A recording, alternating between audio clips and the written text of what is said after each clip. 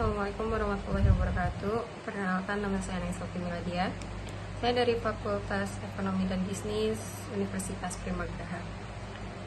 Saya di sini akan sedikit memaparkan materi mengenai laporan keuangan. Yang pertama ada pengertian. Laporan keuangan adalah laporan yang menyajikan informasi keuangan suatu entitas bisnis atau organisasi selama periode tertentu.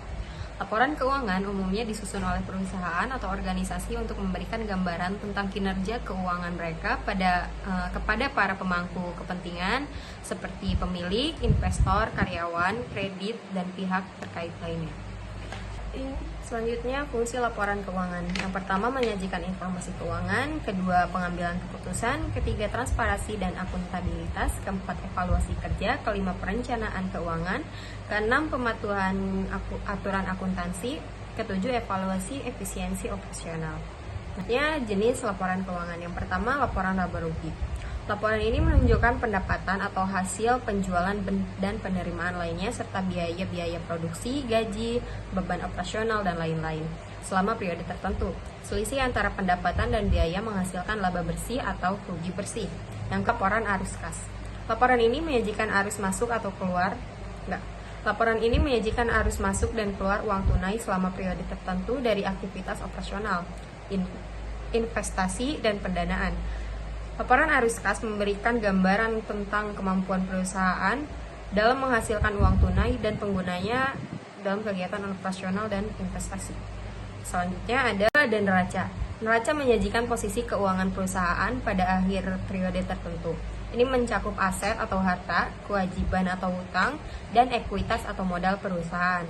Neraca menunjukkan apa yang dimiliki oleh perusahaan, serta banyak yang mereka hutangkan, dan seberapa besar ekuitas pemilik dalam bisnis.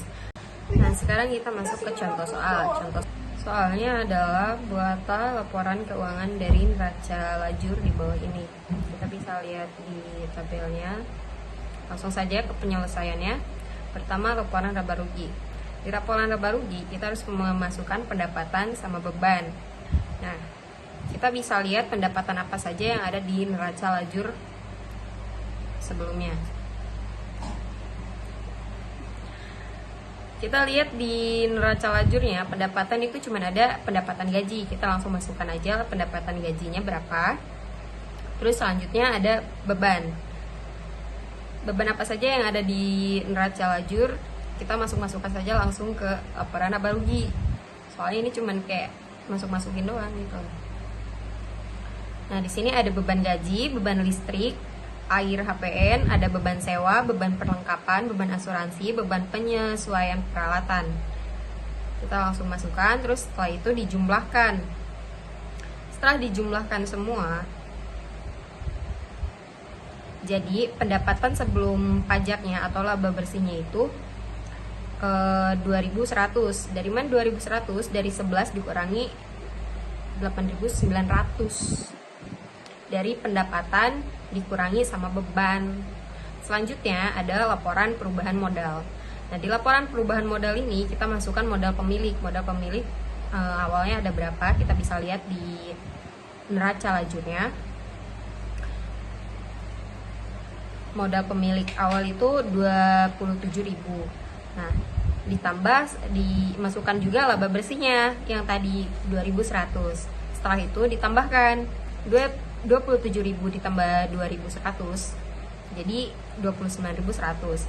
Nah, kalau misalkan ada price-nya dimasukkan, terus setelah itu dikurangi. Jadi 29.100 dikurangi price 100, jadi modalnya itu 28.100. Selanjutnya ada neraca.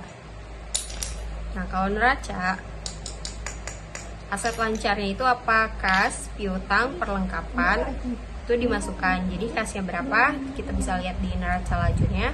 Kasnya 24.000, piutangnya 5.500, perlengkapannya 6.500.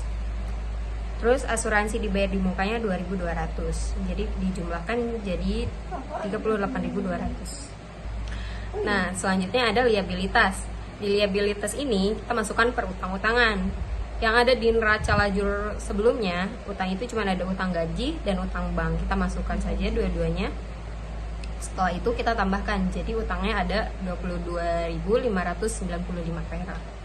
Nah, terus aset tetapnya apa? Aset tetap ada peralatan. Nah, peralatannya 12.750. Terus ada akum. Akumnya itu minus. Jadi minus 255. Setelah itu dijumlahkan dari aset lancar 38.200 ditambah aset tetap 12.750. Setelah itu dikurangi karena ada akumnya, dikurangi akumulasi minus 255. Terima kasih sudah menonton, semoga bermanfaat. Assalamualaikum warahmatullahi wabarakatuh.